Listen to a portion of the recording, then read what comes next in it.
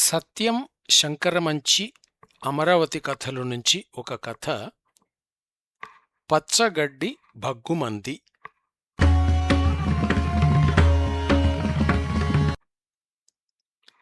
సంజవేళ పీర్ల పంజా వెనకాల ఖాళీ స్థలంలో పచ్చగడ్డి మూటలు ఒక్కొక్కటే వస్తున్నాయి.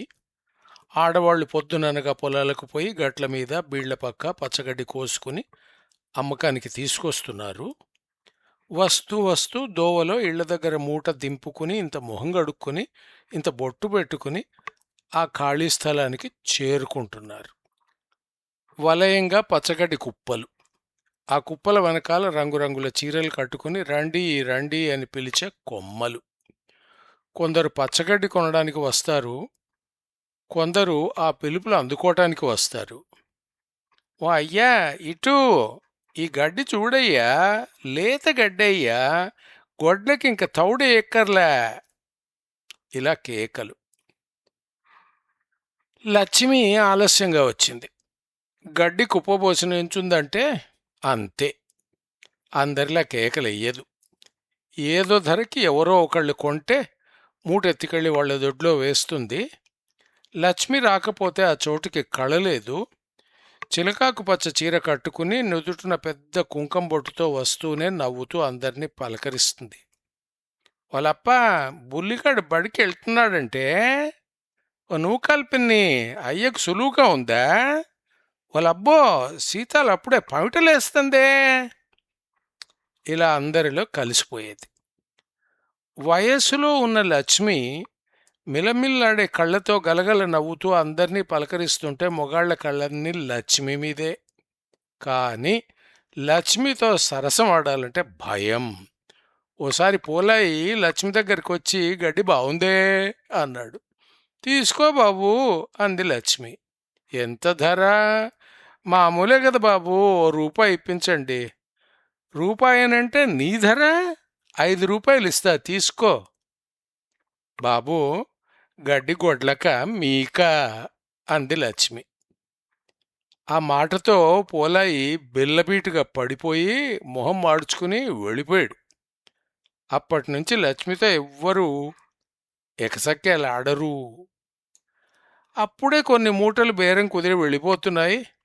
లక్ష్మి మూటకు బేరం రాలేదు. గడ్డి పైపైకి కుప్పగా పోస్తూ నుంచుంది. ఈ రూపాయితో ₹1 నూకలు కొని ₹1 తండ్రికి తాగుడికి ఇవ్వాలి. లక్ష్మి తండ్రికి పెళ్ళాం పోయిన తర్వాత కూతురే ఆధారం. కూతురి కంటే తాగుడు మరింత ముఖ్యం.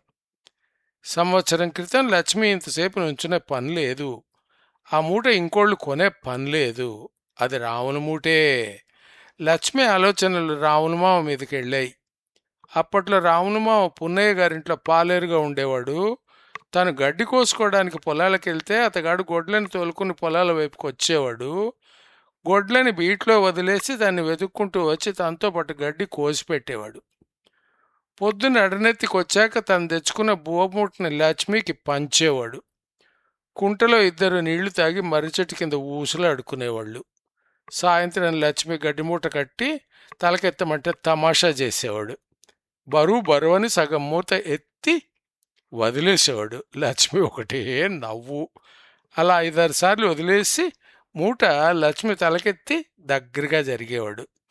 ఒంటికి ఒళ్ళంటుకునే వేళ లక్ష్మి మూతి బిగించి పో మామా అని గడ్డిమూటతోనే అవతలికి తోసేది. రాములు నవ్వుకుంటూ లక్ష్మి జడలాగేవాడు. రోజు ఇదే వరుస.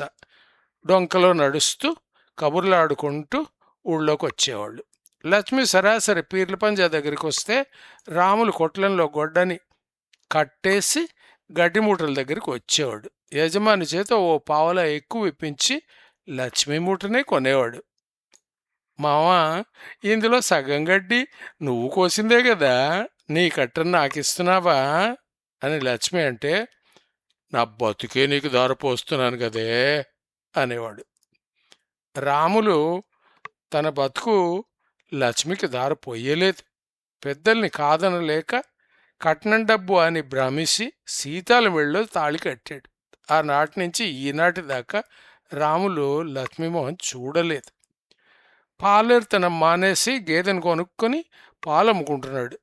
లక్ష్మి నాకింతే ప్రాప్తం అనుకుంది. మనసు కుదురుకుని నవ్వుతూ బతుకుతుంది. లక్ష్మి తండ్రి కూతురికి సంబంధాలు వెతకపోగా లంచం తిని 60 ఏళ్ల ముసలోడికి మూడో పెళ్ళంగా మనువు కుదిర్చాడు. రేపు మాపో లగ్గానికి బయలుదేరిపోవాలి. లక్ష్మి కళ్ళలో నీళ్లు తిరిగాయి. ఏం లక్ష్మి, మూట అమ్మలేదా అని అడిగాడు వెంకాయి. లేదయ్యా అంది. నాకేసేయ్, రూపాయి పావలా ఇస్తాను అన్నాడు. మూటెత్తుకుని లక్ష్మి నడుస్తుంటే వెంకాయి తనింటికి గాక రాములింటికి దోవ తీశాడు. లక్ష్మే రాములు గుమ్మం ముందు ఆగి, నీ కాని వస్తువు నువ్వెందుకు కొనుక్కున్నావయ్యా అంది. వెంకాయికి తెలిసిందో లేదో తెలియదు. గడ్డి దొడ్లో వేయించి 2 రూపాయలు చేతిలో పెట్టాడు. అంతలో రాములు పెళ్ళాం సీతాలు వాకిట్లోకి వచ్చి లక్ష్మికి బొట్టు పెట్టి, నీకు పెళ్ళంటగా అంటూ రవికల గుడ్డ, పసుపు, కుంకం చేతికిచ్చింది. లక్ష్మికి కళ్ళు నీళ్ళైపోయినాయి. రాములమ్మ ఉన్నాడా, దండం పెట్టి ఎడతాను అంది. ఆ అని సీతాలు లోపలికి వెళ్ళింది గాని అప్పటికే రాములు దొడ్లో నుంచి బయటకు వెళ్ళిపోయాడు. లక్ష్మి దిగులుగా ఇంటికి వచ్చేసింది. లక్ష్మి తండ్రి తాగుడికి లక్ష్మి సంపాదన ఎంత అవసరం అనుకున్నాడో భగవంతుడు లక్ష్మిని 6 నెలల్లో పుట్టింటికి రప్పించేశాడు. మళ్ళీ గడ్డి మూటతో సాయంత్రం పీర్ల పంజా వెనకాల స్థలంలో వచ్చి నుంచుంది లక్ష్మి. ఇప్పుడు ఆ లక్ష్మి ముఖంలో నవ్వు లేదయ్యా. ఇప్పుడు ఆ లక్ష్మి ముఖంలో బొట్టు లేదయ్యా.